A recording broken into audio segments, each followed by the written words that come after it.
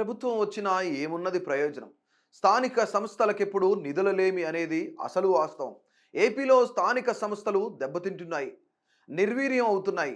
రాష్ట్రం నిధులు ఇవ్వక వచ్చిన పన్నుల ఆదాయాన్ని కూడా రాష్ట్ర ప్రభుత్వం తీసేసుకుంటుంటే చిన్నపాటి పనులు చేసేందుకు కూడా సావకాశం లేక చతికిల పడుతున్నాయి.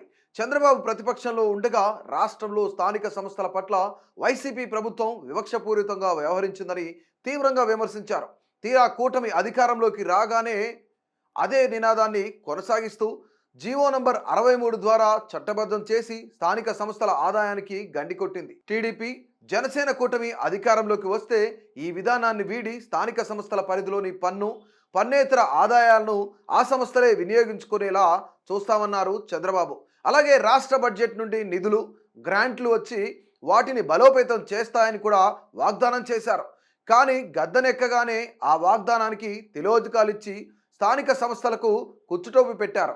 రాష్ట్రంలో కూటమి ప్రభుత్వం కేంద్ర స్థానిక సంస్థల్లో ప్రవేశపెట్టిన హానికరమైన సంస్కరణలన్నింటినీ రాష్ట్రంలో వేగంగా అమలు చేసేందుకు పూనుకుంటోంది. పెద్ద పెద్ద నగరాలను వివిధ ప్రాజెక్టుల పేర అప్పుల ఊబిలోకి దించుతోంది. అలాగే పౌర సేవలకు రకరకాల యూజర్ ఛార్జీలు విధించనుంది. వయబుల్ ఫండ్ గ్యాప్ పథకం పేర మంచినీరు, పారిశుద్ధ్యం, పార్కులు, కళ్యాణ మండపాలు, రోడ్లు, క్రీడా మైదానాలు, ఖాళీ స్థలాలు తదితర వాటిని ప్రైవేట్ పరం చేయనుంది.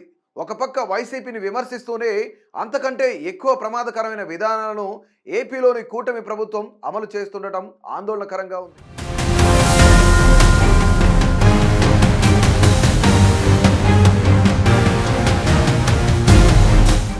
ఇప్పటి వరకు విశాఖపట్నం, విజయవాడ మున్సిపల్ కార్పొరేషన్లు తమ పరిధిలో వృత్తి పన్నును అవే వసూలు చేసుకుని వినియోగించుకుంటున్నాయి. అలాగే ఇతర మున్సిపల్ నగరాలు, పట్టణాలు, గ్రామ పంచాయతీల పరిధిలోని వృత్తి పన్నును వాణిజ్య పన్నుల శాఖ వసూలు చేసి ఆయా స్థానిక సంస్థలకు జమ చేస్తున్నాయి. గత వైసీపీ ప్రభుత్వ కాలంలో విశాఖ, విజయవాడ మున్సిపల్ కార్పొరేషన్లు మినహా మిగిలిన స్థానిక సంస్థల్లో వసూలైన వృత్తి పన్నును ఆయా సంస్థలకు తిరిగి ఇవ్వకుండా రాష్ట్ర ప్రభుత్వమే రాష్ట్ర అవసరాలకు వినియోగించుకుంది. ఈ చర్యను ప్రతిపక్షంలో ఉండగా టీడీపీ తీవ్రంగా వ్యతిరేకించినా ఇప్పుడు కూటమి ప్రభుత్వం సైతం అనుసరిస్తోంది. గతంలో వైసీపీ ప్రభుత్వం స్థానిక సంస్థలకు నిధులు ఇవ్వకపోగా వాటికి వచ్చే కొద్దిపాటి పనుల ఆదాయాన్ని కేంద్ర ఆర్థిక సంఘం నిధులను బలవంతంగా తన ఖజానాకు తరలించుకొని స్థానిక సంస్థలను నిర్వీర్యం చేస్తుందని ఎన్నికల ముందు విస్తృతంగా ప్రచారం చేశారు చంద్రబాబు అనుకో. తాము వస్తే ఈ విధానాన్ని మారుస్తామని, పన్నుల ఆదాయాలే కాక నిధులు కూడా ఇచ్చి ఆదుకుంటామని చెప్పిన మాట విస్మరించారు. పైగా వారు వ్యతిరేకించిన విధానాన్నే ఇప్పుడు అనుసరిస్తూ దానికి చట్టబద్ధత కూడా కల్పించారు. కూటమి ప్రభుత్వం మరియు చంద్రబాబు డబుల్ స్టాండర్డ్స్ కు ఇది ఒక ఉదాహరణ. ఇప్పుడు ఈ జీవోతో విశాఖ, విజయవాడ మున్సిపల్ కార్పొరేషన్లు కూడా వృత్తి పన్ను వసూలు చేసుకుని వినియోగించుకునే హక్కు కోల్పోతున్నాయి. దీనివల్ల విశాఖ మున్సిపల్ కార్పొరేషన్ ఏడాదికి సుమారు 60 కోట్లు, విజయవాడ 15 కోట్ల రూపాయలు ఆదాయాన్ని నష్టపోతున్నాయి. అలాగే ఇక శాశ్వతంగా స్థానిక సంస్థలకు చెందిన వృత్తి పన్ను రాష్ట్ర బడ్జెట్కు బదిలీ అయ్యి రాష్ట్ర ప్రభుత్వం తన అవసరాలకు వినియోగించుకుంటుంది. వాస్తవంగా స్థానిక సంస్థల పరిధిలో ఉండే ఉద్యోగులు వృత్తి, వ్యాపార, వాణిజ్య కాంట్రాక్టర్లుగా ఉండే వారి నుండి వృత్తి పన్నును స్థానిక సంస్థలు వసూలు చేసుకునేవి. అయితే స్థానిక సంస్థలు ఈ పన్నును స్వతంత్రంగా వసూలు చేసుకునేందుకు అవసరమైన యంత్రాంగం లేకపోవడం వల్ల వాణిజ్య పన్నుల శాఖ వసూలు చేసి ఆ సొమ్మును స్థానిక సంస్థలకు చెల్లించేలా చేస్తున్నారు. నెలకి 15,000 నుండి 20,000 మధ్య ఆదాయం వచ్చే ఉద్యోగులకు, వృత్తి చేసుకునే వారికి నెలకు 150 రూపాయల నుంచి 20,000 పైబడి వచ్చే వారికి 200 చొప్పున వృత్తి పన్ను వసూలు చేస్తారు. అలాగే ఏడాదికి 25 లక్షలకు పైబడి వార్షిక టర్నోవర్ కలిగిన వ్యాపార, వాణిజ్య, ఇతర డాక్టర్లు, లాయర్లు వంటి వారికి నెలకు 2,500 వృత్తి పన్ను విధిస్తున్నారు. ఇప్పుడు రాష్ట్ర ప్రభుత్వం దీనిని రాష్ట్ర పరిధిలోకి తీసుకెళ్లడంతో పాటు వృత్తి పన్నును పెంచడంతో పాటు దీనిని అన్ని తరగతులకు, చివరికి అసంఘటిత కార్మికులు, అవుట్సోర్సింగ్, కాంట్రాక్ట్ ఉద్యోగులను సైతం ఈ పన్ను పరిధిలోకి తీసుకురావడానికి ప్రయత్నం చేస్తున్నది. దీని ద్వారా రాష్ట్ర ప్రభుత్వం ఏడాదికి 1000 కోట్లు పైగా ప్రజలపై భారం మోపాలన్నదే కూటమి ప్రభుత్వం కుట్ర.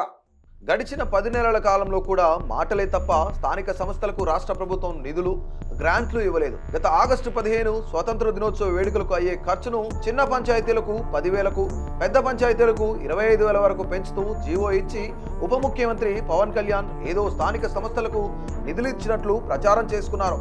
పెంచిన సొమ్మును రాష్ట్ర ప్రభుత్వం నిధుల రూపంలో మంజూరు చేస్తుందని అన్ని పంచాయతీలు ఎదురు చూశాయి. కానీ రాష్ట్ర ప్రభుత్వం తన ఖజానా నుండి డబ్బు మంజూరు చేయలేదు. గ్రామ స్థానిక సంస్థల అకౌంట్లలో ఉండే సొంత సొమ్ములో ఈ వేడుకల నిర్వహణకు జియోలో పేర్కొన్నట్లు ఉపయోగించుకోవచ్చని ఆదేశాలు జారీ చేశారు. కూటమి ప్రభుత్వం వచ్చిన తర్వాత రాష్ట్ర ప్రభుత్వం దగ్గరున్న స్థానిక సంస్థల సొమ్మును తిరిగి ఇవ్వడం లేదు. భూములు, భవనాలు, అమ్మకాలు, కొనుగోళ్లపై వసూలు చేసే స్టాంప్స్ అండ్ రిజిస్ట్రేషన్ ఛార్జీలపై విధించే ఛార్జీలను స్థానిక సంస్థలకు ఇవ్వకుండా తీవ్ర ఇబ్బంది పెడుతున్నది. ఈ సర్ఛార్జీ స్థానిక సంస్థలకు చెందినది.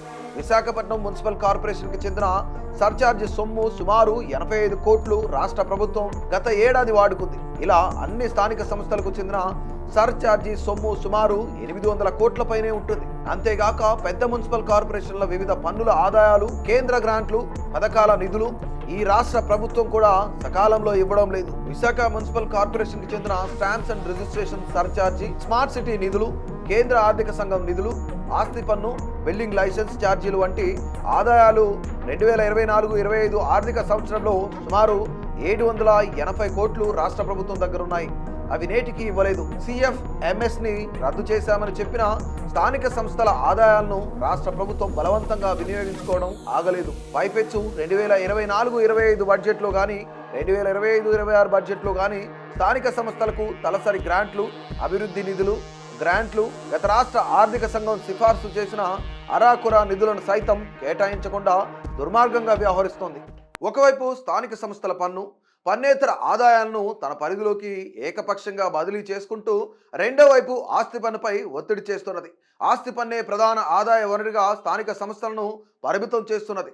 అందువల్లే గత ఎన్నికల్లో కూటమిని గెలిపిస్తే ఆస్తి విలువ ఆధారిత ఆస్తి పన్ను సమీక్ష చేసి మార్పు చేస్తామని, ప్రతి ఏడాది 15% ఆస్తి పన్ను పెంచే విధానాన్ని రద్దు చేస్తామని ప్రజలకు ఇచ్చిన వాగ్దానాన్ని వమ్ము చేసింది. వైసీపీ ప్రభుత్వం తీసుకొచ్చిన ఆస్తి పన్ను విధానాన్నే కొనసాగిస్తూ ప్రజలపై తీవ్ర ఆస్తి పన్ను భారాన్ని మోపుతున్నది. స్థానిక సంస్థలకు కేంద్ర ఆర్థిక సంఘం నిధులతో పాటు రాష్ట్ర ఆర్థిక సంఘం ఇచ్చే నిధులు చాలా ముఖ్యమైనవి. కానీ మన రాష్ట్రంలో గడిచిన 30 ఏళ్ల నుండి పాలకులు రాష్ట్ర ఆర్థిక సంఘాన్ని సకాలంలో నియమించడం లేదు. కమిటీలు ఇచ్చిన రిపోర్ట్లను కూడా అమలు చేయడం లేదు. ఇదే పద్ధతిని జగన్మోహన్ రెడ్డి ప్రభుత్వం 5వ రాష్ట్ర ఆర్థిక సంఘాన్ని నియమించకుండా తీవ్ర నిర్లక్ష్యం చేసింది. 4వ ఆర్థిక సంఘం ఇచ్చిన అరాకుర సిఫార్సులను కూడా అమలు చేయలేదు. హైకోర్టు జోక్యంతో 5వ ఆర్థిక సంఘాన్ని నియమించాల్సి వచ్చింది. ఈ కమిటీ కాల పరిమితి 2024 సెప్టెంబర్ 30 నాటికి రిపోర్ట్ ఇవ్వాలి. కానీ నేటికి సిఫార్సులు చేయలేదు. కొత్తగా వచ్చిన కూటమి ప్రభుత్వం కూడా గత ప్రభుత్వం మాదిరిగా ఆర్థిక సంఘాన్ని నిర్లక్ష్యం చేస్తున్నది. అందుకే రాష్ట్ర ఆర్థిక సంఘం కమిటీ కాలపరిమితి ముగిసినప్పటికీ రిపోర్టు ఇవ్వమని కోరటం లేదు. వాస్తవంగా 2025-26 రాష్ట్ర బడ్జెట్లో స్థానిక సంస్థలకు 5వ ఆర్థిక సంఘం సిఫార్సులు అమలు చేయాలి. 5వ ఆర్థిక సంఘం సిఫార్సులు నేటికి ఇవ్వకపోవడంతో స్థానిక సంస్థలు ఎంతో నష్టపోతున్నాయి. తీవ్ర ఆర్థిక సమస్యలతో సతమతమవుతున్నాయి.